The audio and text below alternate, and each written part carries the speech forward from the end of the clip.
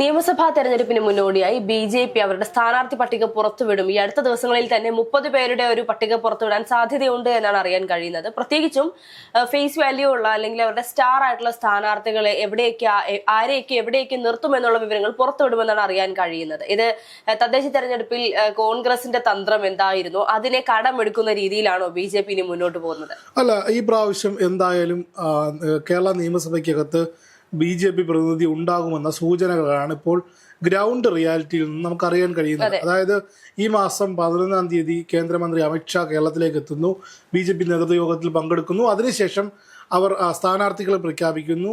ജനുവരി 15-ാം തീയതി തന്നെ, അതായത് അവർ ടാർഗറ്റ് ചെയ്തേക്കുന്ന 30ഓളം മണ്ഡലങ്ങളിൽ അവർ പ്രചാരണം ആരംഭിക്കാൻ പോകുന്നു എന്നുള്ളത് ശ്രദ്ധേയമായ കാര്യമാണ്. കഴിഞ്ഞ കാലങ്ങളിൽ തദ്ദേശ സ്വയംഭരണ തെരഞ്ഞെടുപ്പിൽ കോൺഗ്രസ് സ്വീകരിച്ചിരുന്ന അതേ സ്ട്രാറ്റജിയാണോ ഇപ്പോൾ ബി.ജെ.പി സ്വീകരിക്കുന്നത് എന്നുള്ള തോന്നലുകൾ ഉണ്ടായിരുന്നു. പക്ഷേ നോക്കൂ, ഇതിനു മുമ്പ് തന്നെ തദ്ദേശ സ്ഥാപനങ്ങളിലെ തെരഞ്ഞെടുപ്പിന് മുന്നേ തന്നെ ബി.ജെ.പിയുടെ സ്ഥാനാർത്ഥി പട്ടിക, അതായത് നിയമസഭാ തെരഞ്ഞെടുപ്പിനെ പറ്റിയുള്ള സ്ഥാനാർത്ഥി പട്ടിക കൃത്യമായി പുറത്തു വരുന്ന ഒരു സാഹചര്യം ഉണ്ടായിരുന്നു. അതെ, ഇപ്പോ പ്രമുഖ നേതാക്കളെ തന്നെ ഗോദയിൽ ഇറക്കി, അതായത് ഇനിയിപ്പോൾ ഞാൻ നേരത്തെ സൂചിപ്പിച്ചതുപോലെ ജനങ്ങൾക്ക് അറിയുന്ന നേതാക്കന്മാരെ ഗോദയിലേക്ക് ഇറക്കിക്കൊണ്ട് മത്സരം ഒഴിപ്പിക്കാനും അതുപോലെ തന്നെ തിരിച്ചു പിടിക്കണം എന്നുള്ള, അല്ലെങ്കിൽ കേരളത്തിൽ അധികാരത്തിൽ വരണം എന്നുള്ള ഒരു തന്ത്രത്തോടു കൂടിയാണ്. അപ്പോഴും അവിടെ വലിയൊരു ചോദ്യം നിലനിൽക്കുന്നുണ്ട്. അതായത് വട്ടിയൂർക്കാവ് മണ്ഡലത്തിൽ ആർ ശ്രീലേഖയെ മത്സരിപ്പിക്കുമെന്ന്, അല്ലെങ്കിൽ വട്ടിയൂർക്കാവിൽ ആർ ശ്രീലേഖയാണ്, അതുകൊണ്ടാണ് മേയർ സ്ഥാനം തിരുവനന്തപുരത്ത് കൊടുക്കാതിരുന്നത് എന്നുള്ള ചർച്ചകളൊക്കെ വരുന്ന സാഹചര്യത്തിൽ ഇപ്പോൾ ഒരു ബിഗ് ബ്രേക്കിംഗ്, അല്ലെങ്കിൽ അവിടെ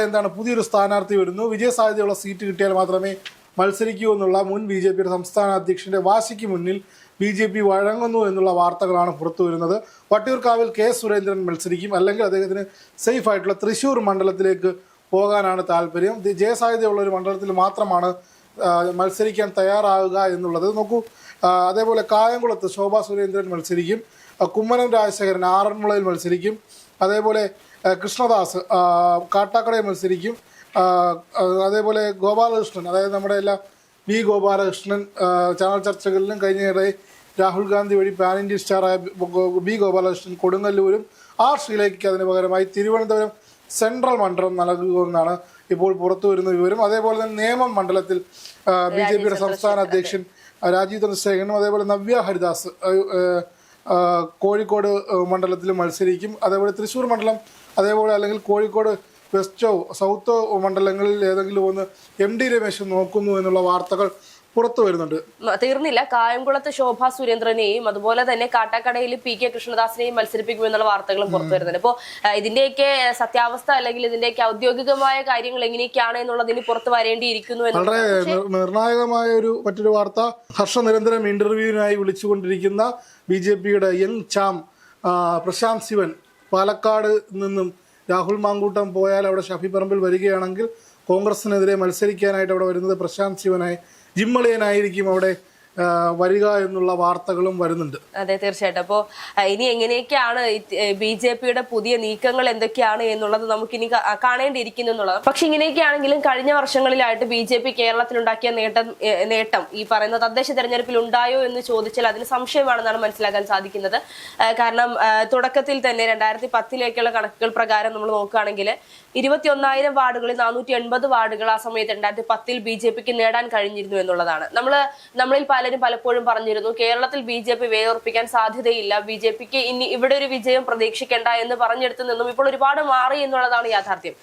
അപ്പോ അതിനുശേഷം 2015 764 വാർഡുകൾ വർദ്ധിപ്പിച്ച് 1244 വാർഡുകളിൽ ബി.ജെ.പിക്ക് അധികാരത്തിൽ വരാൻ സാധിച്ചു എന്നുള്ളതാണ്. പക്ഷെ അതിനുശേഷം ആ സമയത്ത് വി മുരളീധരനായിരുന്നു നമുക്ക് പാർട്ടി സംസ്ഥാന അധ്യക്ഷനായിട്ട് ബി.ജെ.പിയുടെ സംസ്ഥാന അധ്യക്ഷനായിട്ട് ഉണ്ടായിരുന്നത്. നമ്മൾ പറയാൻ മറന്ന ഒരു കാര്യമാണ്, വി മുരളീധരൻ കഴക്കൂട്ടം മണ്ഡലത്തിൽ നിന്ന് ജനവിധി നേടുമെന്നുള്ള വാർത്തകൾ വരുന്നുണ്ട്. അതെ, പിന്നെ 2020 കെ സുരേന്ദ്രൻ സംസ്ഥാന അധ്യക്ഷ പദവിയിൽ ഉണ്ടായിരുന്ന സമയത്ത് 396 സീറ്റുകളാണ് ആ സമയത്ത് വർദ്ധിപ്പിക്കാൻ സാധിച്ചത്. അതോടുകൂടി 1640 സീറ്റുകൾ സ്വന്തമാക്കാൻ ബി.ജെ.പിക്ക് കഴിഞ്ഞു എന്നുള്ളതാണ് യാഥാർത്ഥ്യം. അപ്പം നമ്മൾ ഇതിനുശേഷം 2025 ഈ പറയുന്ന രാജീവ് ചന്ദ്രശേഖർ സംസ്ഥാന അധ്യക്ഷനായി ഈ പദവിയിലേക്ക് വന്നതിന് ശേഷം ആദ്യമായി നടക്കുന്ന തദ്ദേശ തെരഞ്ഞെടുപ്പായിരുന്നു ഈ കഴിഞ്ഞ കുറച്ച് നാളുകൾക്ക് മുൻപ് നടന്നത്. അവിടെ 23,000 വാർഡുകൾ, അതായത് 2025 ആയപ്പോൾ പലയിടങ്ങളിലും വാർഡ് വിഭജനം മൂലം വാർഡുകളുടെ എണ്ണം 23,000 ആയി. ഈ സാഹചര്യത്തിൽ BJP-ക്ക് വെറും 262 സീറ്റുകൾ അല്ലെങ്കിൽ വാർഡുകൾ മാത്രമാണ് അധികമായിട്ട് നേടാൻ കഴിഞ്ഞത്. അല്ല നോക്കൂ, അതായത് ഈ ഇപ്പൊ പറഞ്ഞ മണ്ഡലങ്ങളെല്ലാം BJP-യുടെ നല്ല വേരോട്ടമുള്ള സംഘടനാ പ്രവർത്തനമുള്ള സ്ഥലങ്ങളാണ്. വട്ടിയൂർക്കാവ് ആയാലും അതേപോലെ കാട്ടാക്കട ആയാലും അതേപോലെ കൊടുങ്ങല്ലൂരായാലും തൃശ്ശൂരായാലും ഇവിടെ എല്ലാം തന്നെ അതുപോലെ എല്ലാവർക്കും സുപരിചിതരായിട്ടുള്ള നേതാക്കളാണ്. ഇപ്പം ഗോപാലകൃഷ്ണനെ അറിയാത്ത ആരുണ്ട്, ശോഭാ സുരേന്ദ്രനെ അറിയാത്ത ആളുണ്ട്, അതേപോലെ തന്നെ കെ സുരേന്ദ്രനെ അറിയാത്ത ആളുണ്ട്. അപ്പം അവർ പറയുന്ന 10 സീറ്റുകളോളം പിടിച്ചെടുക്കുമെന്ന് പറയുന്നതിൽ വെറുതെ പറയുന്നതല്ല, അവർക്ക് കൃത്യമായിട്ടുള്ള ധാരണ അതിനെപ്പറ്റി അതിലുള്ളത് കൊണ്ടും ആ രീതിയിലുള്ള സംഘടനാ പ്രവർത്തനം കാഴ്ചവെക്കുമെന്നുള്ളൊരു വിശ്വാസം ഉള്ളത് കൊണ്ടാണ് പറയുന്നത്. മോദി വരെ ഇനിയിപ്പോൾ തിരുവനന്തപുരത്ത് ഇറങ്ങി രാജീവ് ചന്ദ്രശേഖരന് വേണ്ടി പ്രചാരണം നടത്തുന്നതാണ് നമ്മൾ കാണാൻ പോകുന്നത്.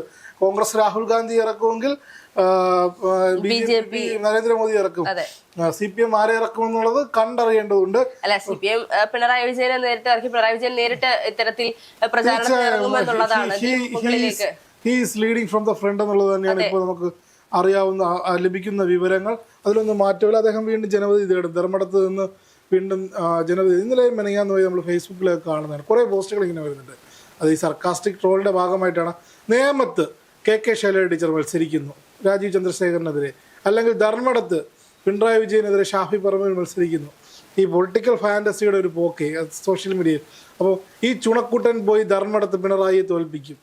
അപ്പോൾ LDF-കാർ തിരിച്ചിറക്കിയ പോസ്റ്ററാണ്. നേമത്തെ താമര വിരിയാൻ അനുവദിക്കില്ല, ടീച്ചർ അമ്മയുടെ കൈകളിൽ നിയമം സുരക്ഷിതം എന്നൊക്കെ പറഞ്ഞ് കുറേ പോസ്റ്ററുകളൊക്കെ ഉണ്ട്. അപ്പോൾ അത്തരത്തിലുള്ള നിയമസഭാ തെരഞ്ഞെടുപ്പ് അടുത്തപ്പോഴുള്ള സ്ഥാനാർത്ഥി പ്രഖ്യാപനത്തിന് തൊട്ടു മുമ്പുള്ള പൊളിറ്റിക്കൽ ഫാന്റസികൾ എല്ലായിടത്തും നിറയുന്നുണ്ട്. BJP ഒരു പടി കൂടെ ഈ മാസം അവസാനമാണ് കോൺഗ്രസ് 90 സീറ്റുകളിലേക്കാണ് ആദ്യഘട്ട സ്ഥാനാർത്ഥി പട്ടിക പ്രഖ്യാപിക്കാനിരിക്കുന്നത്. അതിന് മുമ്പ് തന്നെ BJP ഇത്തരത്തിൽ 30 സീറ്റുകൾ A ക്ലാസ് മണ്ഡലങ്ങളായ 30 സീറ്റുകളിലേക്ക് സ്ഥാനാർത്ഥി പ്രഖ്യാപനം നടത്തി 15-ാം തീയതിയോട് തന്നെ പ്രചരണങ്ങൾ തുടങ്ങുകയാണ്. പിന്നെ എടുത്തു പറയേണ്ട ഒരു കാര്യം, ഈ പ്രാവശ്യം ക്രിസ്ത്യൻ ഔട്ട്റീച്ചിന് വേണ്ടി നടത്തിയ തദ്ദേശ തെരഞ്ഞെടുപ്പിലെ എല്ലാ പ്രചണ്ഡ പ്രചാരണങ്ങളും പാളിപ്പോയി. 1.5% ആൾക്കാരെ മാത്രമാണ് വിജയിപ്പിച്ചെടുക്കാൻ സാധിച്ചത്. BJP-യുടെ വിലയിരുത്തൽ എന്ന് വെച്ചാൽ അത്തരത്തിലൊരു BJP-ക്ക് അത് നടക്കൂല. മതനിരപേക്ഷ ലൈൻ പിടിക്കാൻ നോക്കി ഉള്ള ഹിന്ദു വോട്ടുകൾ കൂടി പോയി എന്നുള്ളതല്ലാതെ BJP ക്രിസ്ത്യൻ സഭകളെ അടുപ്പിക്കാനോ ക്രിസ്ത്യൻ വോട്ടുകളെ അടുപ്പിക്കാനോ പ്രാദേശികമായിട്ട് സാധിച്ചില്ല. അതായത് വളരെ കുറച്ച് സ്ഥാനാർത്ഥികൾ, ക്രിസ്ത്യൻ സ്ഥാനാർത്ഥികളെ മാത്രമേ ജയിപ്പിച്ചെടുക്കാൻ കഴിഞ്ഞുള്ള വസ്തുത അവർ മനസ്സിലാക്കിക്കൊണ്ട് അവർ പ്രീണനം നിർത്തിയിരിക്കുകയാണ്. ഇനിയിപ്പോൾ അവരുടെ പഴയ ലൈൻ തന്നെ പിടിച്ച് മുന്നോട്ട് പോകും. ഇനി വമ്പൻ പ്രഖ്യാപനങ്ങളൊക്കെ കാണേണ്ടി വരും. അതേപോലെ ഇനിയിപ്പോൾ 45 ദിവസം അവനായിട്ട് കാത്തിരിക്കുകയാണ്. അതിനകത്ത് തന്നെ നരേന്ദ്രമോദി തിരുവനന്തപുരത്തേക്ക് വരും. തിരുവനന്തപുരത്ത് ഇങ്ങനെ ബ്രഹ്മാണ്ഡമായ 5000 കോടിയുടെ വികസന പദ്ധതികളാണ് നരേന്ദ്രമോദി ആവിഷ്കരിക്കാൻ പോകുന്നത്. അപ്പോൾ മറ്റൊരു കാര്യം, വട്ടിയൂർക്കാവ് കൊടുക്കുമെന്ന് പറഞ്ഞിട്ട് വട്ടിയൂർക്കാവ് കൊടുക്കാതെ ശ്രീലേഖയെ പറ്റിച്ചോ എന്നൊരു ചോദ്യം അവിടെ ഉണ്ട്. തിരുവനന്തപുരം സെൻട്രലിൽ അവരുടെ വിജയ സാധ്യത എത്രത്തോളമാണ് എന്ന് കാണണം. അതായത് LDF-ന് ജനാധിപത്യ കേരള കോൺഗ്രസിൻ്റെ ആന്റണി രാജു ഇപ്പോൾ ജയിലിലേക്ക് പോകും. ആ സീറ്റ് CPM ഏറ്റെടുക്കുമോ എന്നുള്ളത് അവിടെ ഭയങ്കര ആശ്ചര്യത്തോടെ നോക്കിക്കൊണ്ടിരിക്കുന്നു. കോൺഗ്രസിന് ആരായിരിക്കും സ്ഥാനാർത്ഥി എന്നുള്ളത് അവിടെ നോക്കി കാണണം. അങ്ങനെയാണെങ്കിൽ കൃത്യമായി അവിടെ ഒരു ത്രികോണ മത്സരം വരികയും ശ്രീലേഖ വട്ടിയൂർക്കാവിലാണെങ്കിൽ കുറച്ചുകൂടെ സാധ്യതകളൊക്കെ ഫീൽഡ് റിപ്പോർട്ടിൽ നിന്ന് ലഭിച്ചിരുന്നു, സ്രോതസ്സുകളിൽ നിന്ന്. പക്ഷേ തിരുവനന്തപുരം സെൻട്രലിലേക്ക് മാറുമ്പോൾ വട്ടിയൂർക്കാവിൽ K സുരേന്ദ്രൻ വരുമ്പോൾ രാഷ്ട്രീയ കളം എത്തും. പക്ഷേ ഈ പ്രാവശ്യം നമ്മൾ വിചാരിക്കാത്ത ഒരുപാട് മണ്ഡലങ്ങളിൽ അപ്രതീക്ഷിതമായിട്ടുള്ള നെക്ക് ടു നെക്ക് ഫൈറ്റുള്ള സ്ഥാനാർത്ഥികൾ വരും. നേരത്തെ പറഞ്ഞില്ലേ, പൊളിറ്റിക്കൽ ഫാന്റസിയുടെ ഭാഗമായി പിണറായി വിജയൻ്റെ ധർമ്മടത്ത് ഷാഫി പറമ്പിൽ അത്ര ഒരു എക്സ്ട്രീം ലെവലിലേക്ക് പോയില്ലെങ്കിലും ഇപ്പോൾ കഴിഞ്ഞ ദിവസം പറവൂർ CPM സൈറ്റിൽ എടുത്തുകൊണ്ട് സ്റ്റാർ സ്ഥാനാർത്ഥി ഇറക്കുന്നതിലെ അത്തരത്തിലൊരു പൊളിറ്റിക്കൽ ഫൈറ്റിന് തന്നെയായിരിക്കും വരാൻ പോകുന്ന തെരഞ്ഞെടുപ്പ് സാക്ഷ്യം വഹിക്കുക.